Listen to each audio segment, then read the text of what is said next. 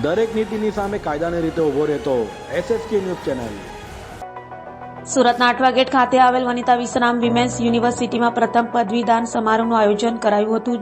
પદવીદાનમાં 11 વિદ્યાર્થીનીઓને સુવર્ણ પદક અને અનુસ્નાતક અભ્યાસક્રમની 174 વિદ્યાર્થીનીઓને પદવી એનાયત કરાઈ હતી.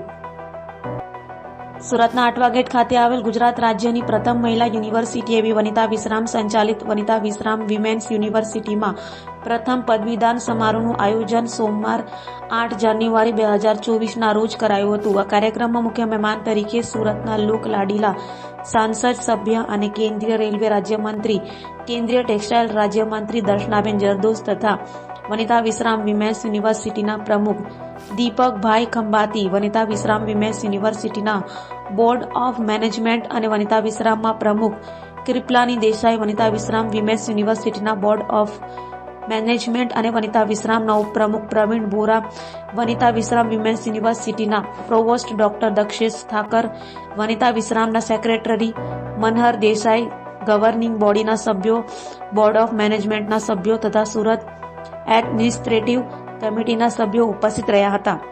આ પ્રસંગે ઉપસ્થિત મહેમાનોએ વિદ્યાર્થીનીઓને જીવનમાં ઉત્તરોત્તર પ્રગતિ કરવા માટે પ્રેરણા આપી હતી. યુનિવર્સિટીના પ્રોવોસ્ટ ડોક્ટર દક્ષેશ ઠાકરે વિદ્યાર્થીનીઓને જીવનની પરીક્ષામાં પણ ઉત્તીર્ણ થઈને વનિતા વિશ્રામનું નામ રોશન કરવા માટે પ્રોત્સાહન પૂરું પાડ્યું હતું. આ પ્રસંગે રાજ્યની સૌપ્રથમ મહિલા યુનિવર્સિટીના પ્રથમ પદવીદાનમાં 11 વિદ્યાર્થીનીઓને સુવર્ણ પદક અને અનુસ્નાતક અભ્યાસક્રમની 174 વિદ્યાર્થીનીઓને પદવી એનાયત કરાઈ હતી. ગુજરાતની પ્રથમ women's university Vanita Vishram women's university Surat એનો પ્રથમ દીક્ષાંત સમારંભ ડિગ્રી એનાયત કરવાનો કાર્યક્રમ આજે યોજાયો હતો અને 240 જેટલી દીકરીઓને પોસ્ટ ગ્રેજ્યુએટની ડિગ્રી એનાયત કરવામાં આવી હતી. મને કહેતા બહુ જ આનંદ થાય છે કે આ વનિતા વિશ્રામ મુંબઈના પ્રેસિડેન્ટ આદરણીય શ્રી દીપકભાઈ ખંભાતી અને આપણા કેન્દ્રીય મંત્રી શ્રીમતી દર્શનાબેન જરદોશ, આ બંને મહાનુભાવોના હાથે ડિગ્રી અને ગોલ્ડ મેડલ દીકરીઓને અર્પણ કરવામાં આવ્યા હતા.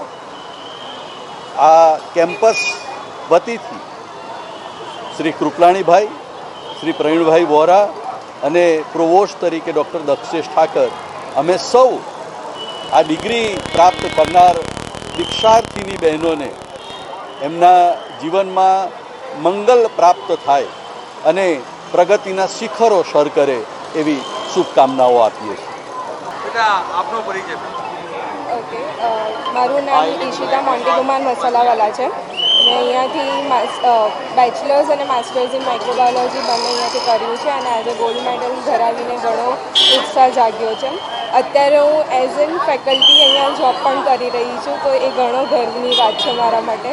અને ગુજરાતની સર્વપ્રથમ મહિલા યુનિવર્સિટીમાંથી સૌપ્રથમ કોન્વોકેશનમાં આવીને ઘણો ઉત્સાહ મળ્યો છે. દીકરીઓ તમે પોતે ભણાવો બી છો, અહીંયા ભણ્યા બી છો, અને તો શું કહેશો તમારા જેવી સિદ્ધિ પ્રાપ્ત કરવા માટે શું કઈ રીતનું આખું આયોજન કરવું જોઈએ? હું એ જ કહીશ કે સતત મહેનત કરવો જોઈએ, સંઘર્ષ કરવો જોઈએ અને ઘણી વાર તમારા ફેકલ્ટી સાથે તમે સારી રીતે કમ્યુનિકેશન કરો અને સારું શીખો, એનાથી તમે ઘણું આગળ વધી શકો. બેટા આપનું નામ? કાઝી ફોઝિયા મોહમ્મદ હનીફ. બેટા આજની પદવીદાન સમારંભમાં કઈ રીતની મહેનત અને શું મેળવી? આઈ એમ વેરી ગ્લેડ કે મેં આ યુનિવર્સિટીમાં એડમિશન લીધું. Education, even the faculties are very helpful and very educated person. They help me in every and each step to ensure my degree and further studies guidance. So education and faculties भी बहुत सारा था. બધી વસ્તુમાં step by step બહુ helpful રહ્યા હતા. બેટા ગોલ્ડ મેડલ મેળવ્યો તો તમારે જે બીજી ફેકલ્ટી હવે જે ભણવાનું એને શું કહેશો, શું સંદેશો આપશો આપણા જે સિદ્ધિ પ્રાપ્તિ?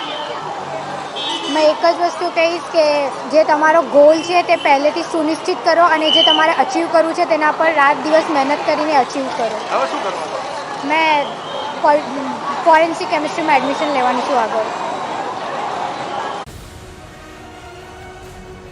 દરેક નીતિની સામે કાયદાની રીતે ઊભો રહેતો SSK ન્યૂઝ ચેનલ